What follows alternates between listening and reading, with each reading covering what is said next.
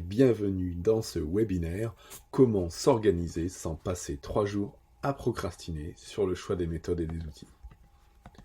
Alors à qui s'adresse ce webinaire? Eh bien, cette formation s'adresse à tous les managers et professionnels qui n'arrivent pas à réaliser toutes leurs tâches et qui veulent mieux s'organiser pour être plus sereins, tout en créant un énorme impact pour leur équipe et sans perdre 3 jours à lire toutes les méthodes de gestion du temps.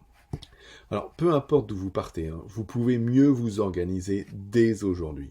Mon objectif, justement, aujourd'hui, c'est vous convaincre que vous pouvez mieux suivre vos échéances et diminuer votre stress, même si vous avez l'impression d'avoir des montagnes de choses à réaliser. Les stratégies et les méthodes que vous allez découvrir dans cette vidéo sont les stratégies exactes qui m'ont permis de gérer mon agence de 100 personnes tout en faisant monter en flèche mon équilibre pro-perso. Alors qui suis-je? Eh bien je m'appelle Fabien Muselet et je suis chef d'agence dans une grande entreprise du milieu de l'énergie. À parallèle de ça, je suis le fondateur de l'association ApoMind dont la vocation est d'amener développement de soi et coaching au plus grand nombre. J'ai réussi à mettre en place depuis de nombreuses années une organisation et une gestion du temps optimale pour réussir tous les défis auxquels je suis soumis. Je vais vous présenter maintenant 2 études de cas. La première, c'est Mathieu. Mathieu est un apprenti ingénieur. Il sort d'un BTS et doit faire face, pour sa première année en tant qu'apprenti, à des cours 1 mois sur 2 avec un rythme soutenu, et ensuite avec une activité entreprise pour ingénieur, donc le reste du temps. Il a donc une croissance de tâches exponentielle qu'il n'arrive plus à gérer. Après 3 séances de coaching et l'utilisation de mes méthodes, Mathieu est désormais au rendez-vous personnel, professionnel et scolaire pour l'ensemble de ses tâches et échéances. Le deuxième cas, c'est Arnaud. Arnaud était un ingénieur expert dans son domaine, en service d'expertise. Il est devenu manager, c'était son premier poste de management. Son chef part en congé, on est au mois de juillet, et là il perd pied en 3 jours de pression managériale.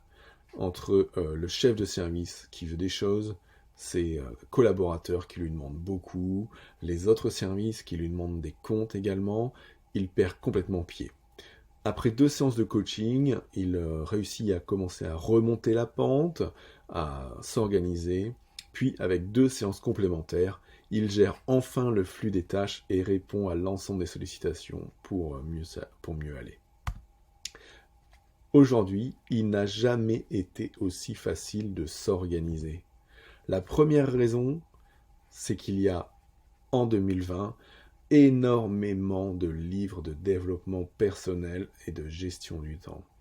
Vous allez retrouver des grands noms, Franklin Covey, David Allen, Brian Tracy. C'est disponible, c'est sur Amazon ou chez votre libraire, tout est là. La deuxième chose, c'est qu'il y a énormément de méthodes de gestion du temps. GTD avec David Allen, tout ce qu'on peut sortir avec les 7 habitudes, et même le 8e étude de Franklin Covey, la méthode Eisenhower, bref, il y en a énormément. En parallèle de ça, partout, dans les journaux, sur Internet, des grands noms tels que le Magazine Management, l'Express, Bilan, le New York Times de l'autre côté de l'Atlantique ont leurs propres articles sur la gestion du temps, comment mieux gérer son temps, aujourd'hui phénomène mondial et problématique pour un grand nombre de personnes. Tout ça, ça veut dire quoi? Ça veut dire que l'information est disponible. La deuxième raison, c'est qu'aujourd'hui, on peut avoir accès instantanément à des formations en ligne, petites, moyennes, ou des grandes formations en taille et en durée. Mais, deuxième raison, c'est qu'on peut désormais aussi avoir du coaching sur la gestion du temps et des priorités. Tout ça fait donc qu'il est aujourd'hui très facile de mieux s'organiser. Et donc la combinaison de l'ensemble de ces éléments fait que c'est le moment parfait pour reprendre le contrôle. Alors pourquoi choisir ApoMind? ApoMind, nous sommes une association loi 1901. Notre vocation, c'est amener au plus grand nombre de développement de soi et le coaching. Ça, grâce à l'accès à des experts dans leur domaine, que ce soit des managers, des personnes dans la gestion du temps, l'organisation, les soft skills, donc les compétences comportementales.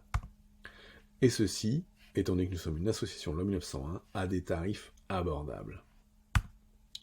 Alors, aujourd'hui, ce soir, je vais vous présenter les 3 seuls piliers dont vous avez besoin pour mieux vous organiser. Ces 3 piliers, que je vais vous présenter les uns après les autres, sont ici sur cet écran. Le premier pilier, c'est d'avoir donc une gestion saine de vos tâches. Le deuxième, de faire une révision périodique de votre système. Et enfin, d'être dans l'intention d'action. Je vous propose qu'on regarde plus en détail ces 3 piliers. Premier pilier, avoir une gestion saine de vos tâches. Dit autrement, comment avoir une gestion de vos tâches sans en oublier une seule. Si vous voulez mieux vous organiser, sachez qu'il faut noter toutes vos tâches. C'est primordial et c'est essentiel pour vous. En effet, il y a 2 erreurs fatales liées à ce premier pilier.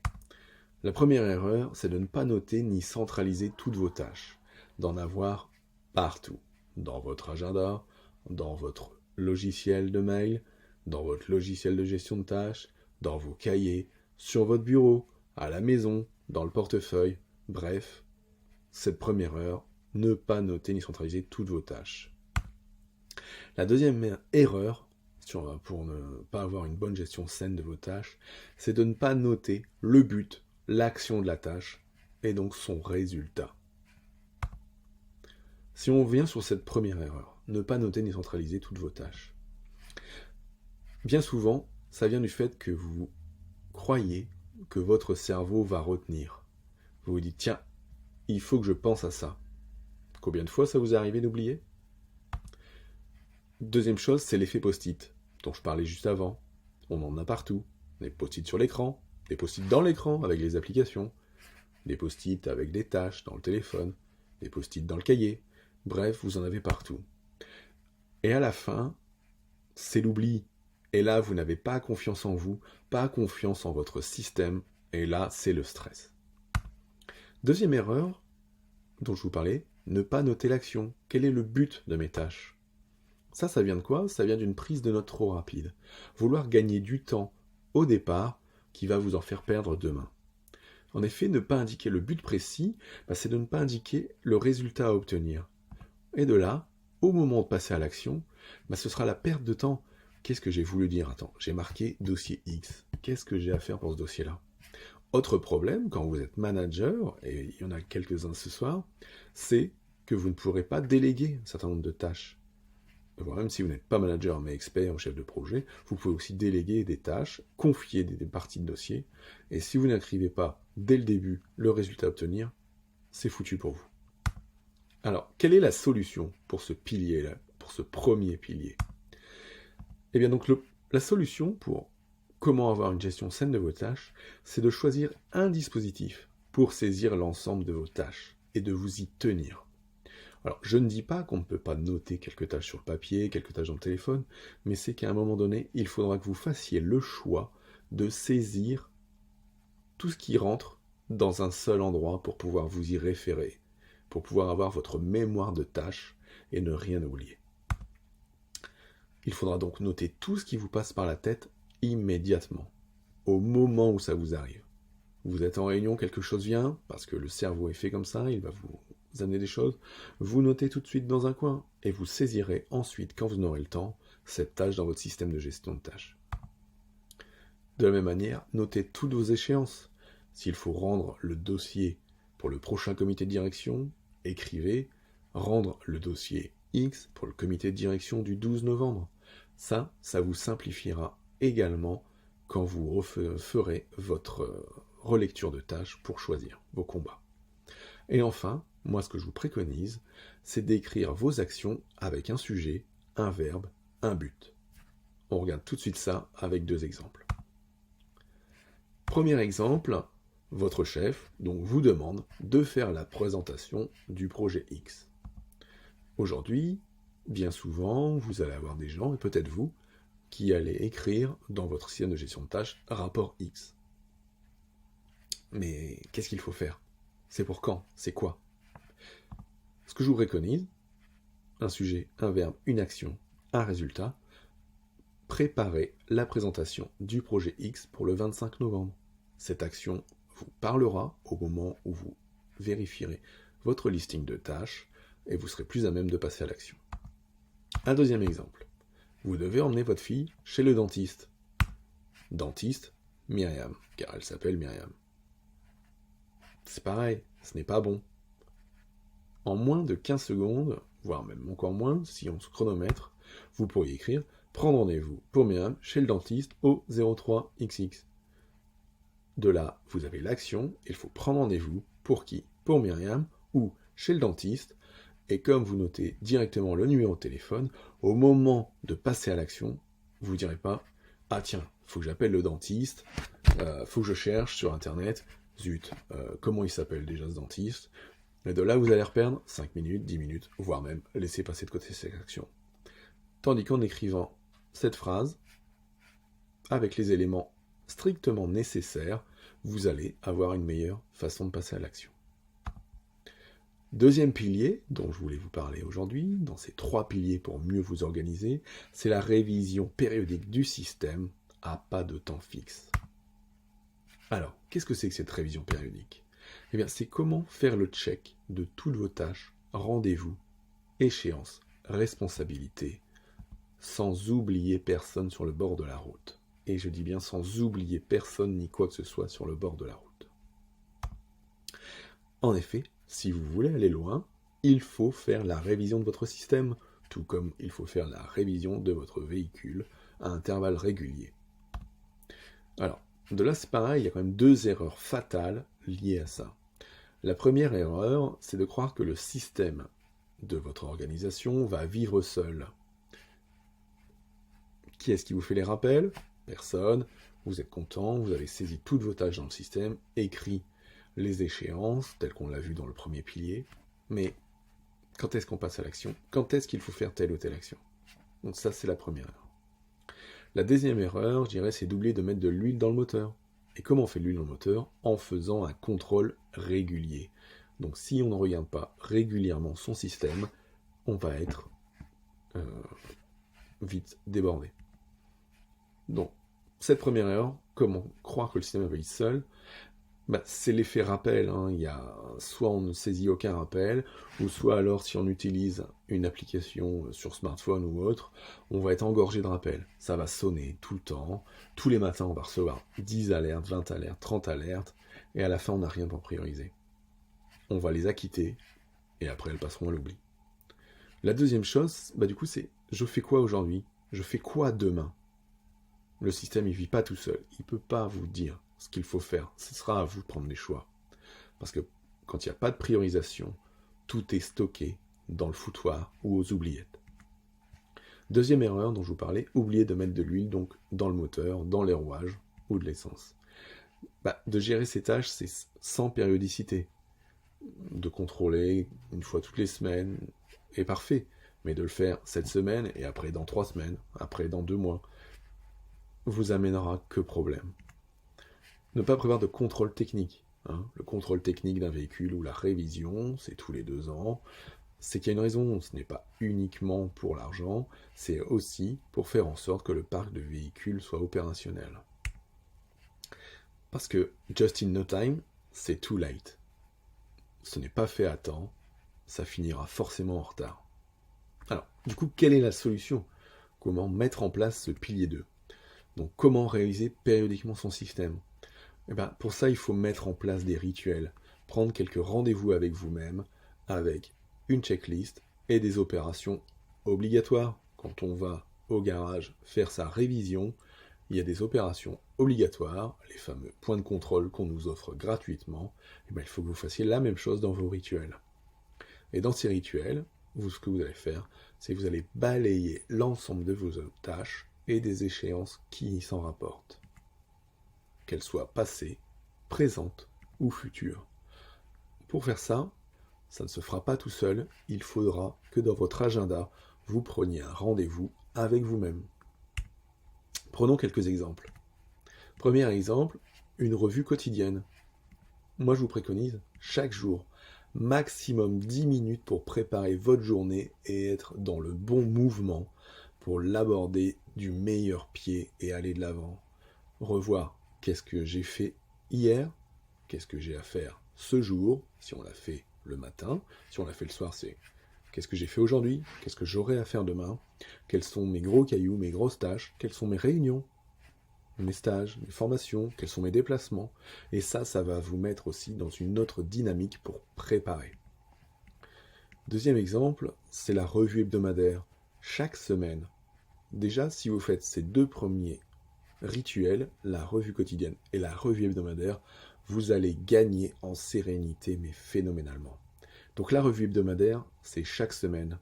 On revoit sa semaine écoulée, donc on prend l'agenda depuis le lundi jusqu'au vendredi ou jusqu'au dimanche, selon son travail, et on vérifie quelles sont les réunions auxquelles j'ai participé. Tiens, j'ai eu telle réunion au comité de direction, j'ai eu telle réunion avec mon équipe, j'ai eu telle réunion avec mon chef, j'ai ça à faire pour la prochaine fois. Hop, je vérifie, c'est noté dans ma liste de tâches, parfait. C'est pas noté, bah tiens, je peux le rajouter. Donc ça c'est le phénomène voiture-balai.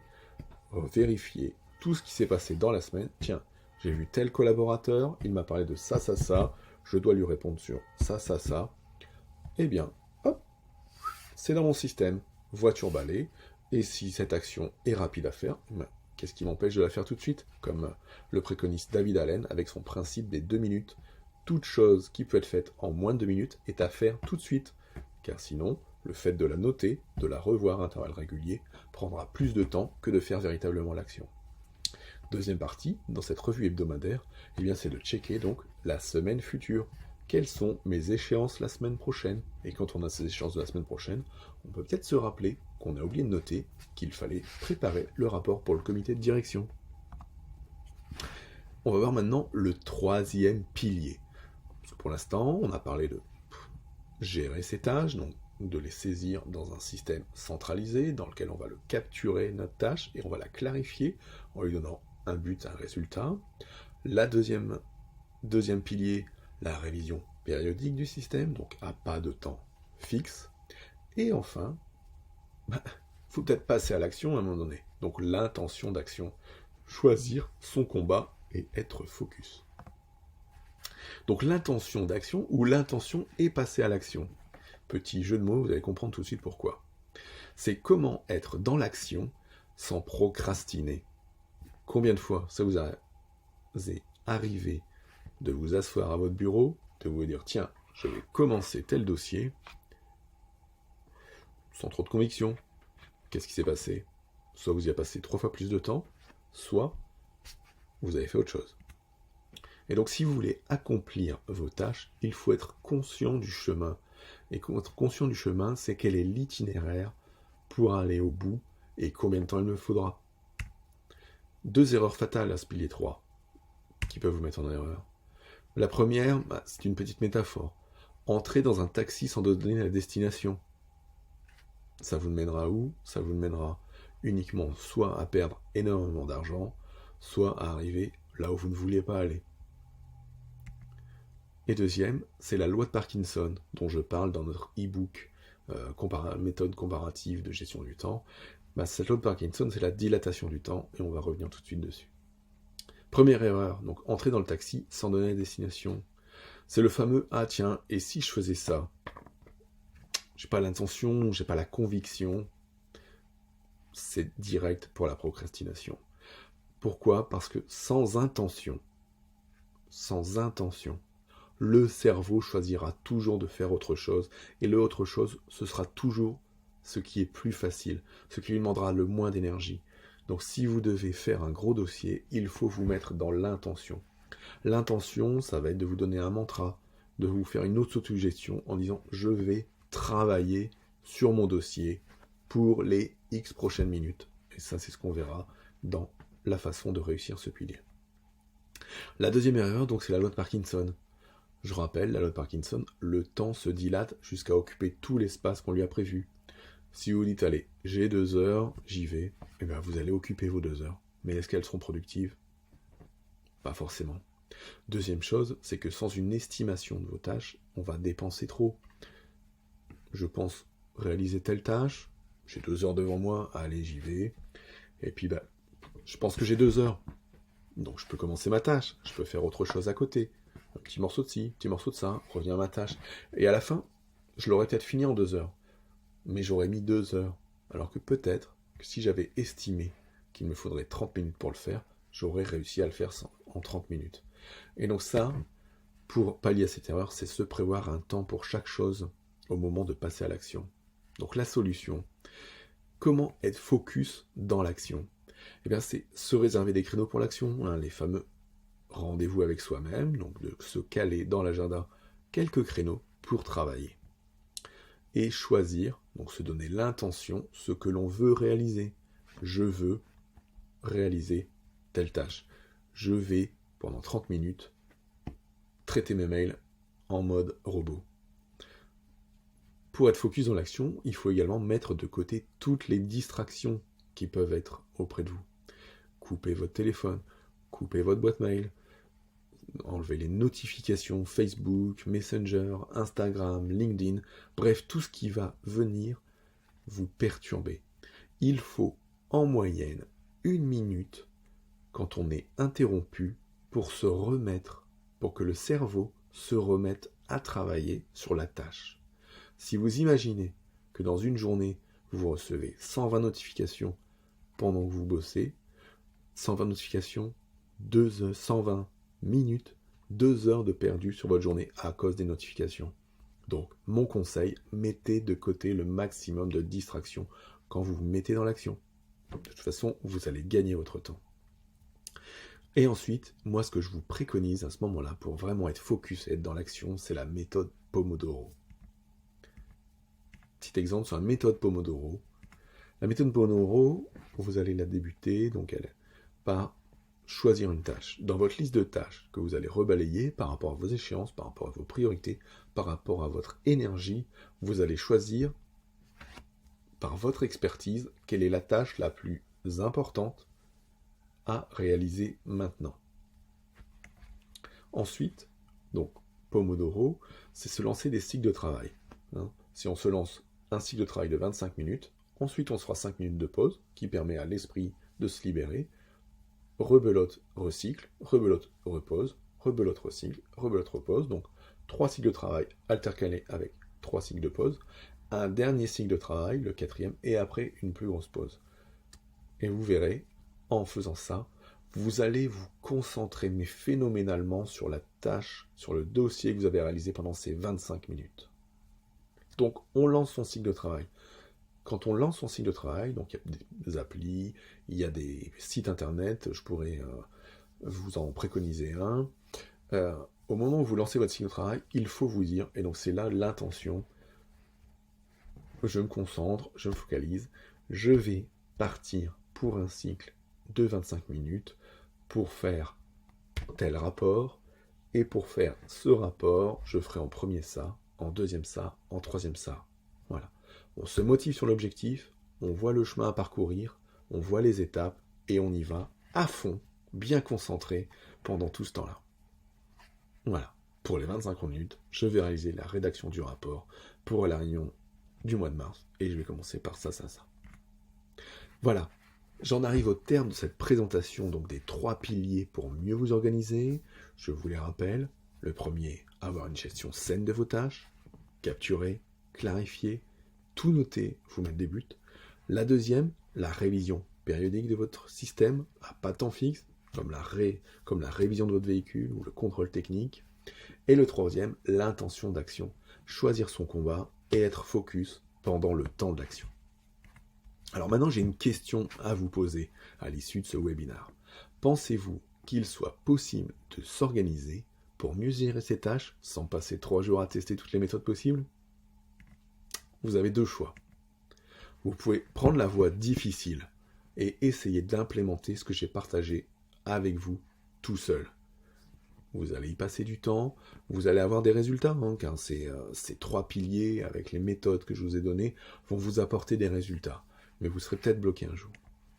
Ou bien, vous pouvez prendre la voie facile et vous faire accompagner par un spécialiste de gestion du temps, que ce soit moi ou un autre coach d'Apomind. Pour ça, je vous ai réservé un cadeau gratuit. Ce cadeau, c'est que j'ai réservé un peu de temps dans mon agenda pendant les prochaines 48 heures pour parler avec vous gratuitement, afin de voir comment vous pouvez mettre en pratique ce que j'ai partagé avec vous aujourd'hui pour mieux vous organiser, être moins stressé et être plus dans l'action. On va donc se parler pendant 30 minutes pour mettre en place un plan d'action précis qui vous permettra de mieux vous organiser et de diminuer votre stress. C'est pas pour tout le monde. Je vous l'ai présenté, le système ApoMind, c'est une association avec des bénévoles, nous avons des emplois à côté, et donc notre temps est compté. Donc si c'est vous, prenez rendez-vous pour votre session stratégique, votre coaching gratuit en allant sur ce lien https://apomind.youcanbookme.com. Et si ce n'est pas vous, ne prenez pas rendez-vous. Essayez de mettre en place les stratégies et on sera à votre écoute le moment venu. Maintenant, si vous avez des questions, je vais ouvrir le système de questions, ou si vous ne voulez pas les poser maintenant, je vous laisse m'envoyer un mail, mon adresse est en bas, fabien@apomind.fr, ou connectez-vous sur notre site. Je vous dis merci de m'avoir écouté pendant ce webinaire, et je vous dis tout de suite pour des questions, ou à très vite.